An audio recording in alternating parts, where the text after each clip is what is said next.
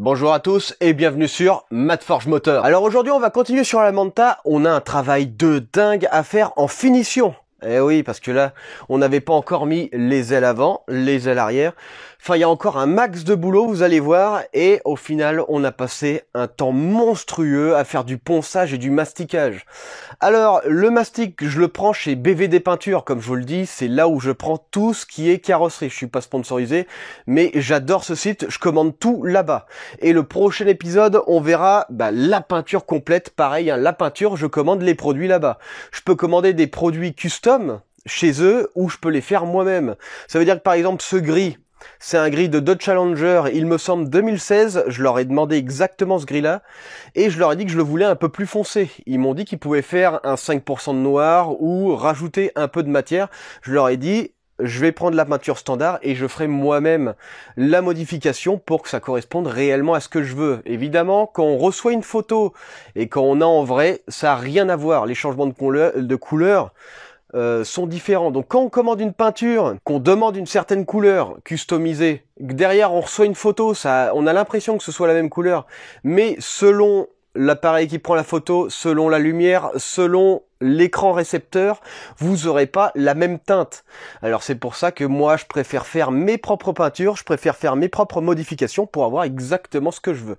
Là on a l'avantage d'avoir un véhicule qui va être complètement de la même couleur, donc ça aurait pas été un souci. Par contre, faire une peinture custom qui correspond à déjà ce que vous avez, soit vous avez le grammage parfait, soit il faut utiliser le laser pour voir, ou sinon, si vous avez l'œil, vous faites vos propres mélanges pour faire correspondre la peinture que vous voulez en fonction de ce que vous avez déjà. Donc aujourd'hui, on a un travail de malade, tout ce qui est carrosserie, tout ce qui va être jointure, ici, là, tout ce qui va être aile arrière, même le fastback, enfin il va falloir complètement tout faire.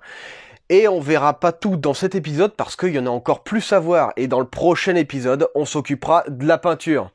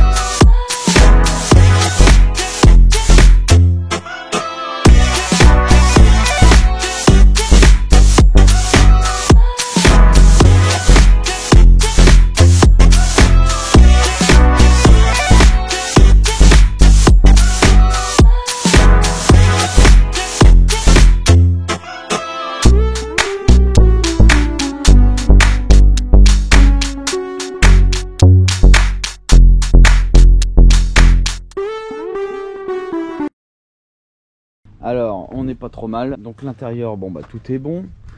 Hop. Ici, on a rajouté les renforts. Ah, bon, après évidemment, il va falloir finir les derniers ajustements en interne. En externe, on est vraiment bien aussi. Évidemment, il va falloir continuer le mastic, mais avant de continuer le mastic, il y a un truc très important à faire.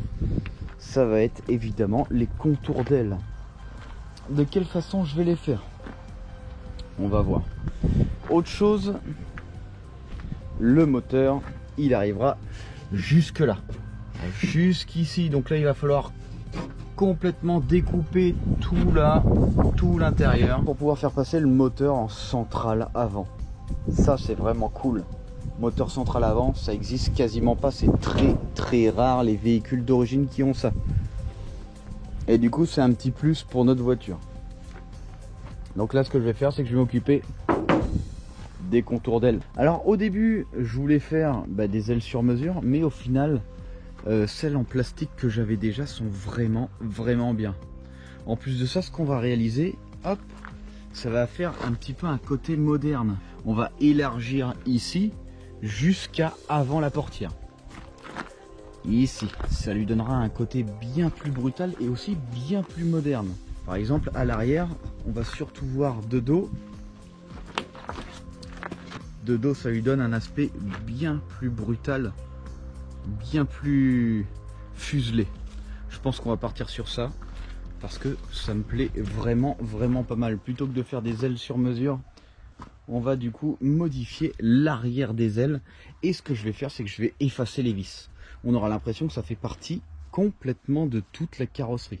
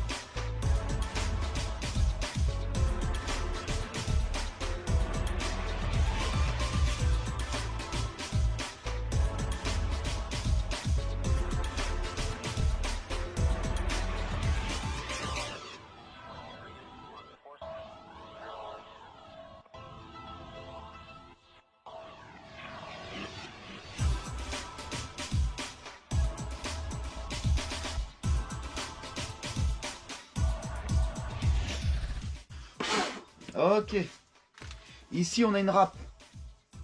Le but de cette râpe, ça va être uniquement de dégrossir.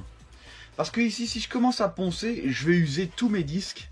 Surtout qu'en fait, quand on met de la fibre comme ça, résinée, du mastic fibré, ce qui arrive très régulièrement, c'est que le dessus est légèrement collant. Donc tu passes un coup de disque, ton disque il va récupérer un petit peu le gras, et après tu fous en l'air le premier disque, et après c'est bon. Ça peut arriver ce genre de truc. Ici, grâce à ça, on va pouvoir désépaissir. Déjà, on va gagner du temps pour la suite, parce que quand on ponce, c'est surtout pour la finition. Ici, on a besoin de dégrossir. Donc là, c'est simple, hein, je viens dessus, hop, hop, on voit, j'enlève tout ce qui est gros. Par exemple ici, j'ai une surépaisseur, hop, encore. Pour être sûr de pas trop enlever de matière, ici, je viens regarder ma courbe. Là, j'ai une surépaisseur ici sur ma courbe. Ça veut dire qu'ici, j'ai trop de matière. C'est très simple, hein. J'enlève de la matière. J'enlève de la matière et je reteste pour voir ce que ça donne. Et ben, vous voyez là, ici, c'est un peu mieux. Toujours plus de matière juste à cet endroit-là. Donc je refais, je réessaye, je refais, je réessaye, je refais, je réessaye, je refais, etc. etc. Jusqu'à ce que j'ai ce que je veux.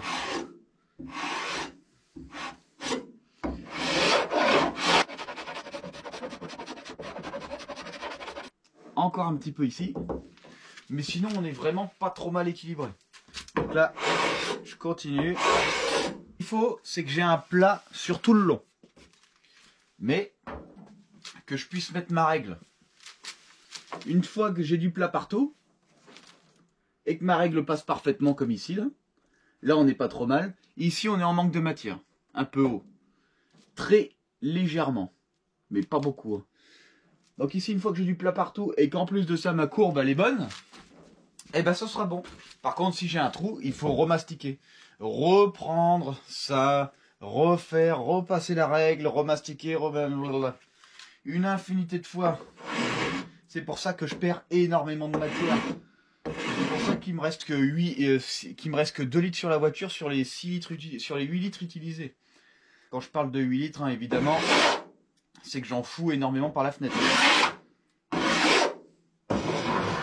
Et là, on commence à être vraiment pas mal. Maintenant que tout est dégrossi, ce qu'il faut faire maintenant, c'est enlever bien la poussière. Je vais balancer mon mastic de finition directement dessus. Comme ça, ça comblera tous les trous. Ensuite, il ne faut plus poncer avec ça.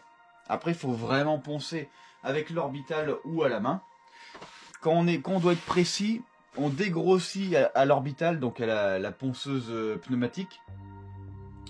Et après, on fait les finitions à la main. Mais de toute façon, derrière ça, il va falloir que je balance encore 4 ou 5 fois du mastic. Parce que je vais poncer mon mastic. Ensuite, je vais avoir des trous. Je vais remettre du mastic. Je vais reponcer. Ensuite, je vais créer des ondulations. Parce qu'en fait, quand on ponce plus à un endroit qu'à un autre, on commence à creuser un peu la matière. Du coup, on est plus lisse. On crée des ondulations, comme je vous dis. Ensuite, il va falloir reboucher ces ondulations. Si on fait ça mal, il va falloir remastiquer derrière, etc., etc. C'est infiniment long, surtout quand on ne connaît pas trop. Voilà, il faut savoir un petit peu à quoi s'attendre. Un professionnel... je pense que sur les 8 kilos que j'ai acheté, il en aurait peut-être utilisé que 2 ou 3. Voilà, parce qu'il aurait su exactement comment bien mettre, comment pas trop en mettre, comment bien poncer derrière, avec des lumières spéciales qui arrivent de côté pour regarder bien les creux, bien les reflets. Et on a le moins de pertes possible. Derrière, à chaque fois que je mets du mastic, je mets un après. Cet après me permet, hop, de voir les défauts qui ressortent. Quand je suis sur le côté, je vois que j'ai des creux à des endroits, je vois que j'ai des bosses à des endroits. C'est grâce à l'après que ça je peux le savoir. Sans après, en fait on a plusieurs couleurs comme ça. Tac, tac, tac, du gris, du machin, du bleu, du vert, etc. etc. Et à cause de ça, eh ben, je peux pas voir où sont les bosses, où sont les creux. Alors que quand on a une couleur unie, on le voit. Ça c'est très important. Donc là, qu'est-ce qu'il reste à faire? Ben, je vais dégrossir encore 2-3 endroits. Derrière, je vais remastiquer. ici en haut parce qu'il m'en manque un peu. Une fois que j'ai remastiqué, je vais rétrécir avec ça. Une fois que j'ai rétréci, je pense qu'on sera bon. Et après, je mastiquerai finition. Une fois que le mastic de finition est prêt, je ponce. Une fois que c'est bien propre, je regarde les défauts, je remets du mastic, je ponce, je regarde les défauts, je remets du mastic, je ponce. Autant de fois que nécessaire. Alors, ce qu'il y a, c'est que on peut très bien ne jamais arriver à avoir ce qu'on veut. Oui, c'est possible. Hein. Donc, il faut savoir s'arrêter au bon moment. Si ça se trouve, je vais pas racheter encore 15 kilos parce que j'arrive pas à avoir une micro-ondulation inversée. Ça, bah tant pis, elle sera là quoi. Il faut pas non plus que la rentabilité et résultat soient mauvaises. Il faut pas que le temps passé dessus soit disproportionné par rapport au résultat. Donc ici, il faut faire le mieux possible, parce que derrière, hein, un pot de mastic de 2 litres, on est quand même dans les 14 € à peu près. Hein. Donc 14 € fois 8, bon, vous voyez un peu ce que ça fait quoi. Hein. Là, on dépasse les 100 € de largement. Du coup ça fait 100 €. Sur les 100 €, il y a 80% qui part en poussière. Voilà. Donc au final, ça fait un peu mal. Ça aussi, il faut y penser. Mais là, on veut quelque chose le plus propre possible. Donc je ferai au mieux pour pas qu'on ait trop d'ondulation. En même temps, il faut quand même que ce soit assez propre. Le plus dur, c'est surtout les parties arrondies comme ça. Alors ça, c'est très compliqué. Tout ça, faut le faire à la main. Faut absolument le faire à la main. Là, ça fait 50 heures que je ponce, que je mets de l'émastic, etc., etc. Les résultats, au début, c'était de l'ondulation. Au fur et à mesure, les ondulations disparaissent, mais je vais pas réussir à tout enlever. Mais il faut que ce soit le plus propre possible quand même. En tout cas, on est sur le bon chemin. Une fois que c'est fait, il faut protéger avec de l'après. Pour éviter que le mastic prenne l'humidité, parce que c'est très mauvais pour le mastic. Et après, le mieux, c'est de peindre directement dans la foulée. Alors, l'après, on m'a conseillé, l'après, on peut le mettre et on peut laisser 1 an la voiture. L'après, par contre, faut surtout pas le poncer. Faut le poncer le jour où on fait la peinture, mais pas avant. Donc si je mets l'après, ce sera pour protéger la coque. Le jour où je voudrais peindre, c'est là où il va falloir tout poncer à la main. Évidemment, on ponce à la main, on ponce au 800 à la main. Moi, perso, c'est ce que je fais. Je ponce au 800 à la main avant de peindre. Une fois que j'ai peint, il faut mettre le vernis direct dans la foulée, hein, dans les 30 minutes après avoir peint. Voilà, 30 à 40 minutes, c'est le mieux. Comme ça, les poussières n'ont pas le temps de s'installer sur la peinture et du coup de créer un peu des micro-particules parasites dans le vernis. Il faut un vernis qui sèche plutôt rapidement pour les mêmes raisons. Moi, ça m'est déjà arrivé d'avoir des mouches qui sont collées dedans. Parce qu'au final, la mouche, de toute façon, elle est là, et puis elle avait envie de se poser, elle s'est posée dans du vernis, quoi. C'est pas un endroit complètement stérilisé. Donc forcément, je vais avoir des parasites. Si vous voulez faire ce genre de projet, surtout, il faut savoir à quoi vous attendre. Hein. Surtout. Là, c'est monstrueusement énorme. Hein. Là, on crée des volumes. La création de volumes, c'est extrêmement compliqué. Parce qu'à l'œil, il faut qu'on voit des symétries par rapport aux autres côtés. Là, tout est fait à main, à main levée, on va dire ça comme ça, c'est fait à main levée. Donc ça, c'est extrêmement compliqué. Quand on a des moules, hein, c'est pas compliqué. Hein. T'as un moule, pof, tu sors ta pièce, c'est fini, il n'y a rien d'autre à faire. Là, par contre, pour créer des formes, il faut avoir l'œil, il faut savoir où regarder, et symétriquement, il faut que... En fait, si c'est dissymétrique, par exemple ici, la fenêtre par rapport à l'autre côté, c'est invisible. On peut pas voir les deux yeux en même temps à droite et en même temps à gauche. Ce sera invisible. Par contre, à l'arrière, si la plaque arrière est dissymétrique par rapport à l'autre, on va tout de suite le voir parce que quand on va derrière la voiture, ces deux plaques, on les voit. Elles sont à côté. Donc on peut les comparer. Surtout ça qui est important. Bon, les fenêtres, hein, elles correspondent parfaitement. Hein. J'ai fait en sorte d'avoir un gabarit. Pour l'autre côté aussi, le même endroit. Il y a juste l'ondulation ici, si ça se trouve, c'est pas la même. Elle est très légèrement différente. Mais alors ça, c'est extrêmement compliqué. Tout est fait à la main. Mais c'est invisible à l'œil nu. Il faut être des deux côtés à la fois pour pouvoir le voir. On continue ça. Et après, peinture. Hein. J'espère que ça va bien se passer, mais j'y crois. Ça devrait le faire. Alors évidemment, on a un décalage monstrueux entre ce qu'on vient de voir aujourd'hui en vidéo et la réalité. Aujourd'hui, là, J'ai fait ça pendant quelques jours, l'admission d'air. J'ai refait l'admission d'air. J'ai fait exactement ce que je voulais. Au début, je voulais faire quelque chose. Je suis parti sur autre chose. Vous commencez à me connaître, hein, je change d'avis absolument tout le temps. Je m'adapte à mon environnement et par rapport à l'emplacement aussi. Et évidemment, il faut que ce soit le plus... on va dire... le plus simple possible, tout en étant le mieux possible. Il faut faire des choix au bon moment. Donc c'est difficile de choisir à l'avance une certaine chose quand on n'a pas l'environnement réel. L'admission d'air, je voulais faire une chose, et au final, ce que j'ai fait, je pense, c'est exactement ce qu'il fallait faire. Je pense que ça va vraiment vous plaire. Il est déjà fini, il reste plus qu'à le peindre, et je vous montrerai un petit peu ce que ça donne plus tard. Parce qu'évidemment, c'est pas encore terminé. Qu'est-ce qu'il nous restera à faire ? Toujours pas le gaz, donc dès que j'ai mon gaz, je finis l'échappement complet. Dès que l'échappement complet est fini, je finis ma triangulation.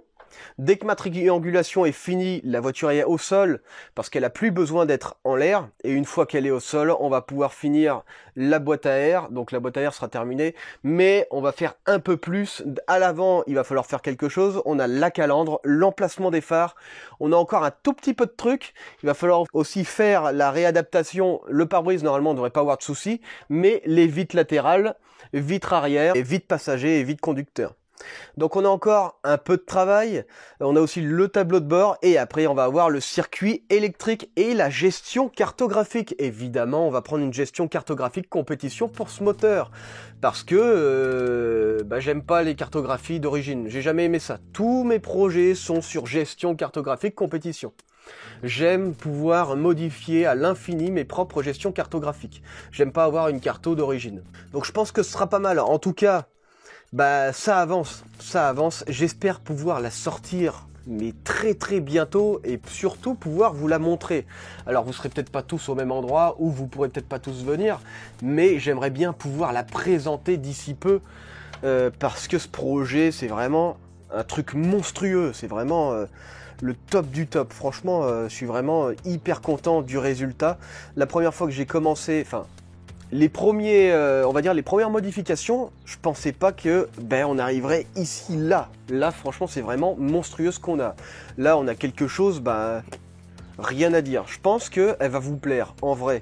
En vidéo c'est une chose, en vrai c'en est une autre. Si cette vidéo vous a plu, surtout n'hésitez pas à partager, n'hésitez pas à mettre un pouce bleu. En tout cas, si vous n'êtes pas abonné et que tout ça vous intéresse, regardez ce qu'on a fait aujourd'hui. On s'est occupé d'une carrosserie complète, on a fait une custom énorme. On a la Most Wanted, le châssis est déjà en route. On a quand même des trucs assez monstrueux, on a un moteur neuf. Sur la Most Wanted, on va avoir un moteur préparé à 1200 chevaux, donc interne forgé, etc. On va faire des trucs de dingue et franchement, ça va bientôt tomber. En tout cas, si tout ça vous intéresse, surtout n'hésitez pas à venir sur Matt Forge Motor.